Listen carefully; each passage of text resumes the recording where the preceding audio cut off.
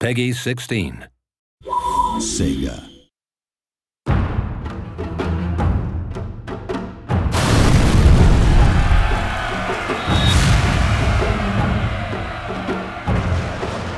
The Fall of the Samurai features the most advanced weaponry ever seen in a Total War game. Even things like just straightforward rifle technology have come on enormously. It's more furious, faster, reloading, more death. Over 50 new land and sea units change the rules of engagement, giving battles an entirely different feel. Some of the most interesting ones on land are obviously the Gatling gun, but we've also got a lot of new line infantry units and riflemen.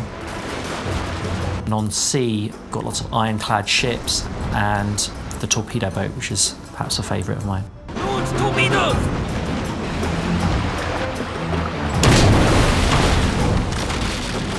My favourite new ship is definitely the gunboat. You can buy loads of them, get them all together and basically clog their gun ports up with matchwood.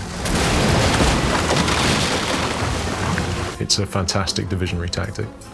Modern ranged units include the Gatling gun and the Behemoth Armstrong gun, directly controllable in the new third-person mode. You can hit a hotkey and drop down to third-person mode on cannons and Gatling guns, which enables you to have direct control over the weapon.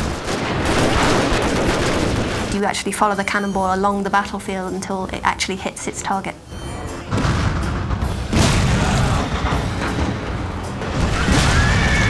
The downside, obviously, is that it means that you're not really paying attention to the rest of the battlefield, so it can be quite dangerously distracting.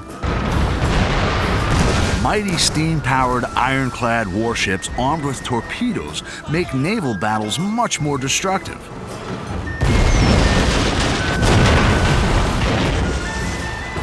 Naval technology went from basically the ancient age of sail to modern warfare, and being able to fire cannons a few hundred meters to being able to fire tens of miles. We've really put a lot of effort into the naval battles. They're the best naval battles we've ever done, I think.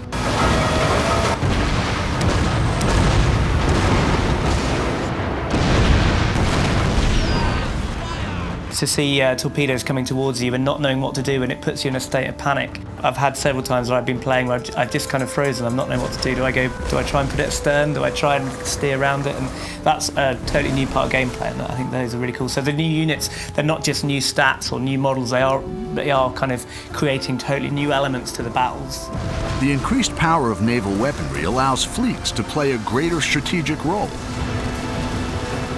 Turn the tide of conflict by directing devastating naval bombardments against enemy fleets and settlements. A nearby navy can reinforce that land battle, and actually you can call in an artillery strike from the navy. So you can select your general and you can pick a location on the map, and you'll basically just see a huge artillery bombardment raining down fire onto the enemy. And you have to time those right because they're not immediate, so you have to kind of try and predict where you should be calling it. They're really good fun. Attempt a naval assault on an occupied enemy port to fight the new port siege battle type. The attackers will sail in to a coastal region. The defenders will actually have artillery mounted on the coast that they can use to bombard the attacking ships, as well as having their own fleet to back up. So there's a whole new battle type. Upgrade your castles with deadly matchlock or Gatling gun towers to give a new dimension to sieges on land.